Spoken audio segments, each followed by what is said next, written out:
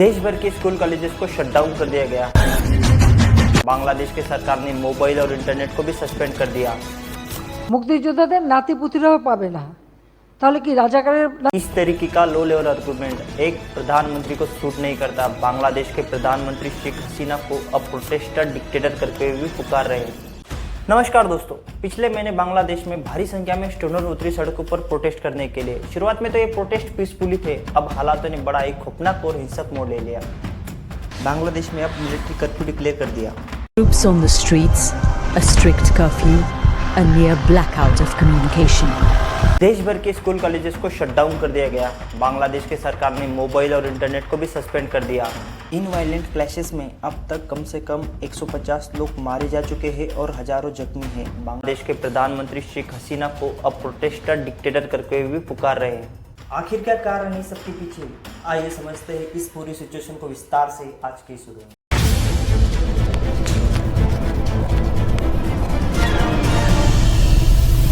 सीधा कारण है दोस्तों रिजर्वेशन। बांग्लादेश का यूथ प्रोटेस्ट कर रहा है उनकी सरकार के कोटा सिस्टम के खिलाफ। वो कोटा सिस्टम जिसके अनुसार 56% नौकरियां बांग्लादेश के पब्लिक सेक्टर में रिजर्व है अलग अलग सेक्शन ऑफ सोसाइटी के लिए।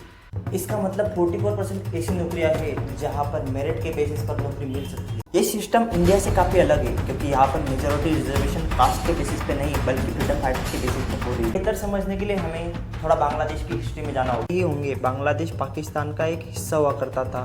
उस वक्त इसे ईस्ट पाकिस्तान करके बुलाया जाता था और आज के दिन के पाकिस्तान को वेस्ट पाकिस्तान कहा जाता था। उस ज़माने में ईस्ट पाकिस्तान के खिलाफ सोशल डिस्क्रिमिनेशन हुई।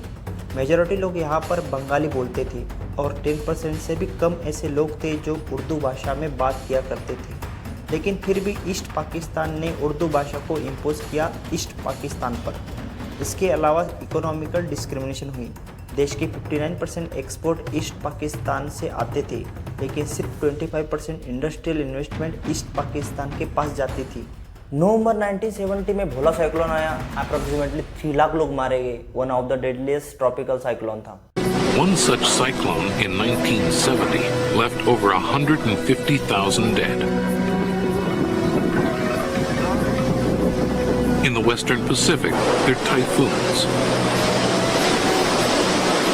When Typhoon Angela bore down on the Philippines in 1995, over a लेकिन वेस्ट पाकिस्तान ने ज़्यादा एफर्ट नहीं किया रिलीफ प्रोवाइड करने के लिए यहाँ के लोगों को। ही नहीं, पॉलिटिकल डिस्क्रिमिनेशन भी हुई।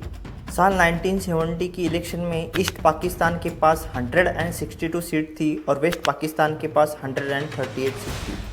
वेस्ट पाकिस्तान के लोगों ने अलग अलग पॉलिटिकल पार्टी के लिए वोट किया, लेकिन ईस्ट पाकिस्तान में ओवरवेलमिंग वोट गए अवामी लीग पार्टी को, जिसे लीड कर रहा था शेख मुजीबुर रहमान के द्वारा। इस इलेक्शन रिजल्ट का नतीजा यह होता कि अवामी लीग पार्टी दोनों ईस्ट और वेस्ट पाकिस्तान पर गवर्न करती। लेकिन वेस्ट पाकिस्तान की जो मिलिट्री थी वो बिल्कुल नहीं चाहती थी। उस समय के Pakistani military commander in chief Yahya Khan को इस इलेक्शन रिजल्ट को एक्सेप्ट करने से ही मना कर दिया। ईस्ट पाकिस्तान पर मार्शल लॉ इम्पोज कर दिया गया और रिस्पॉन्स में शेख मुजीबुर रहमान के द्वारा एक सिविल डिसोबीडियंस मूवमेंट करी प्रोटेस्ट के तौर पर। বাংলার মানুষের উপরে দিয়েছেন।